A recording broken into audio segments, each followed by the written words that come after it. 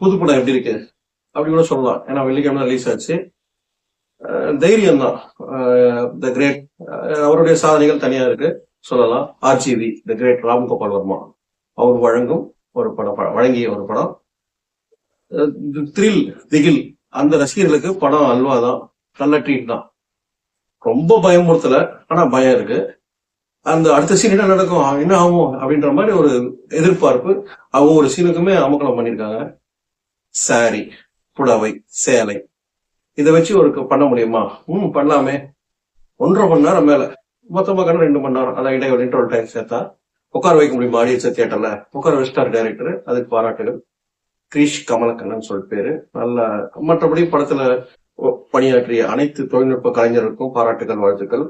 Editing, ஒளிப்பதிவு, அந்த set, அந்த பாழடைஞ்ச பில்டிங்கு, அப்புறம் இன்னும் 2-3 விஷயம், அதெல்லாமே அருமையா தேர்ந்தெடுத்து நல்லா பண்ணிருக்காங்க. அப்பா அம்மா, ஒரு பொண்ணு, ஒரு அண்ணன், வழக்கம் போல அண்ணன் தங்கச்சி பாதுகாப்பு, மிரட்டல், அதெல்லாம் மீறி அவருக்கு என்ன நடக்குது, அவ்வளவு பாதுகாப்புன்னு. அவரு என்ன தப்பு பண்ணல, ஆனா பார்வையில அந்த மாதிரி விஷயத்துல பண்ணாத மாதிரி வந்து அற்புதமான ஒரு விஷயம்.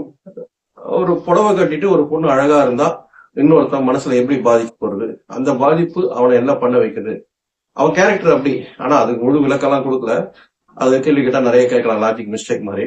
அது நமக்கு இப்ப தேவையில்லை மாதிரி படத்துக்குள்ள போயிடலாம். ஏன்னா கதை ஒரு ஆர்வம், அடுத்த சீன் நடக்கும் அப்படின்ற மாதிரிதான்.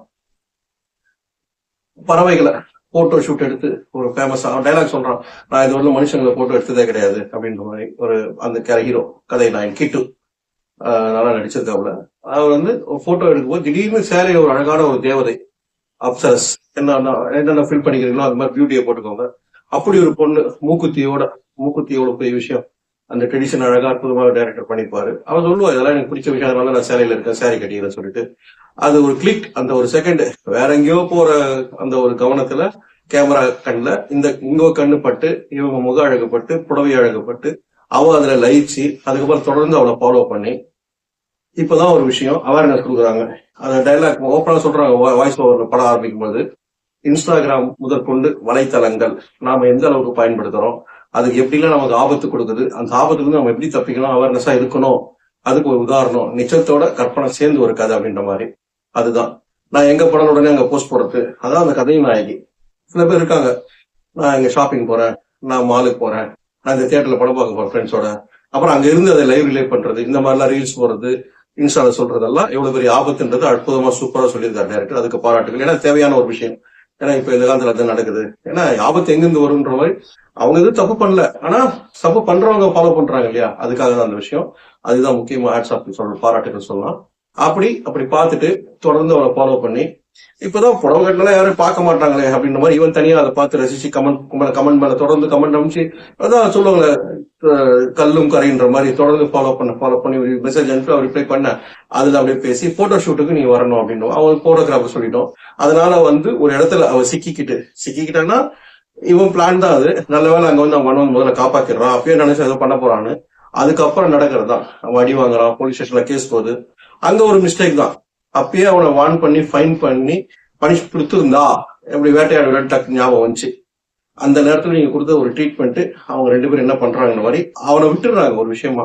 நீ உனக்கு என்னடா தப்பா அவன் வந்து பைத்தியக்காரன் சொல்றது, மென்டல் சொல்றது, சைக்கோன்னு சொல்றது, இப்படிலாம் பேசிட்டு இவனால ஒரு பிரச்சனையும் கிடையாதுடா அப்படின்ற மாதிரி அசால்ட்டா விட்டதால அவன் பண்ற கிரைம்லாம் அவ்வளவு கொடூரமா இருக்கு, பயமா இருந்தது.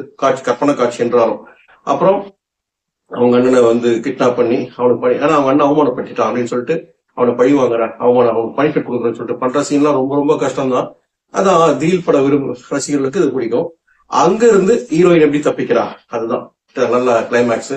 படம் ஓப்பனிங் வந்து கிளைமேக்ஸ் வந்து ஆரம்பிக்க மாதிரி தான். ரொம்ப பிரமாதமா நடிப்பு, பாட்டு தமிழ்ல டப்பானது. சில வரிகள்லாம் நமக்கு அப்படியே ஃபாஸ்டா போகும், ஸ்லோவா போகும், வார்த்தைகள்லாம் உட்காராது.